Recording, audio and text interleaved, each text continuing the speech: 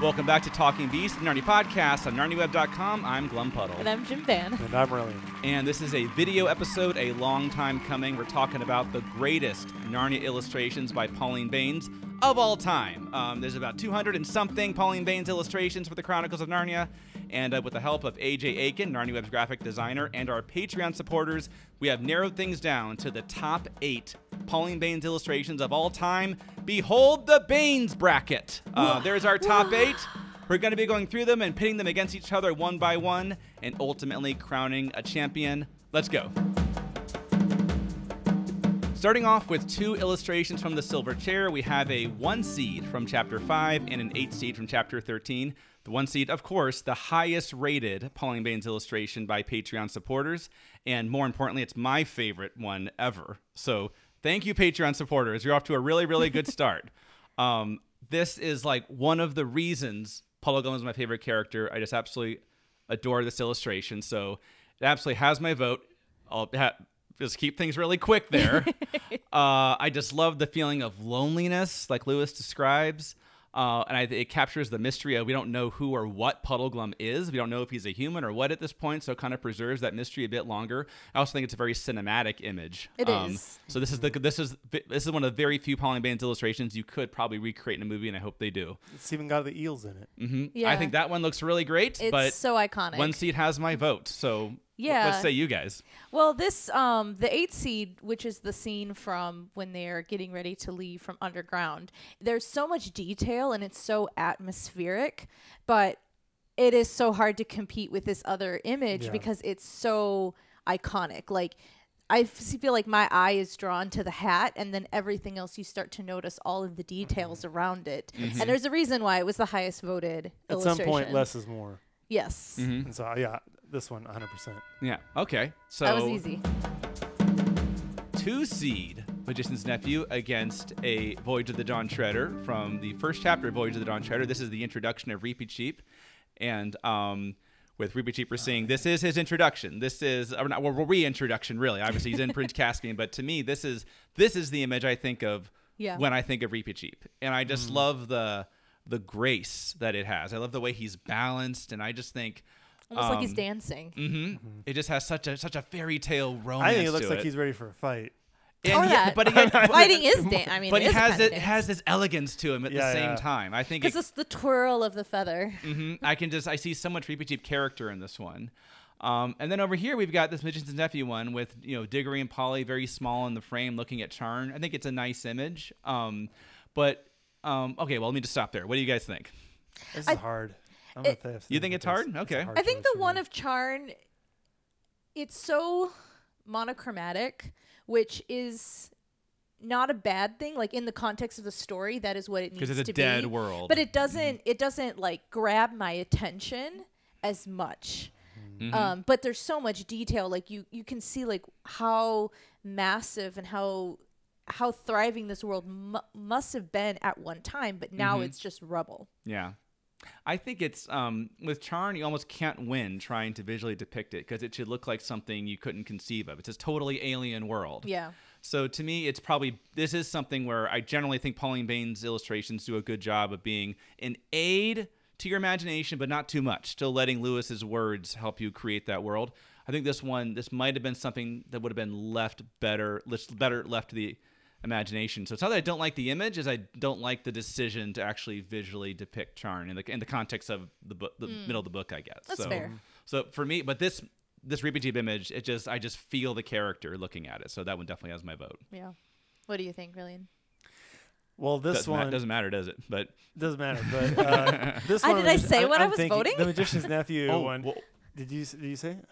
Did I officially say what I was voting? No, go ahead. Say what you're going to say. That's your final answer. No, because you're the one that could go either way. So go. Okay, so this one with Magician's Nephew, I love it because that is how I picture Charn. And whenever I think about Charn, it's often synonymous of this image. It's not even just this image. It's like this image or some variation of this image. So I love it. This is one of my submissions. It's a great one. But again, I'm kind of coming up with these criteria as I go, which whatever. That's fine. It's Narnia Web, right? That's how we do it. Mm-hmm. When I think about this one, it's hard for me to imagine us, because there's different versions of these books with the Pauline Baynes illustrations, they don't have not all versions have all of the illustrations. This is sadly true. I can't imagine them not having this image. Mm-hmm. So I'm going to go with this image just because I think it's more essential to include than this one. Okay. Even it's sad for me to let this one go, but I think this one is it's a great image, but it's so iconic in the way that it shows Reepicheep. And it's not just the generic Eustace flipping him around on his tail image or anything like that. It does raise questions about practically how does he walk with a rapier that's like taller than himself, right? But maybe he's just always holding on to it and always has it out. Or he just posed for the picture and then he got a shorter one after that. Yeah, you maybe. I mean, obviously, I'm picking that one. Yeah. So Yeah. All right. Just messing with you. Reepicheep, you're still here. The number 7 seed upsets the number 2. Oh, that's true. It upset. The 7 seed go. takes down a 2 seed, but that's the kind of drama. That's the kind of thing. That's the kind of odds. Someone decided that was a 7 seed. Anyway, those are the kind of odds I think Just Reepicheep saying. would be able to overcome. Prince Caspian illustration, which was the 6th seed, and then we have a Lion Witch in the Wardrobe 3 seed, and these are both interesting because they're both back to the camera. Yes, they're both like full. Are they both full page illustrations or Yes. just the Prince Caspian one? The Prince Caspian one pretty much always is, I think. The Wardrobe one is not always. Okay, but they're like full page. You're kind of seeing from the back, from the perspective of the characters, like seeing what they're seeing. And I love both of these. I like both these a lot. I think both of these were on my initial list.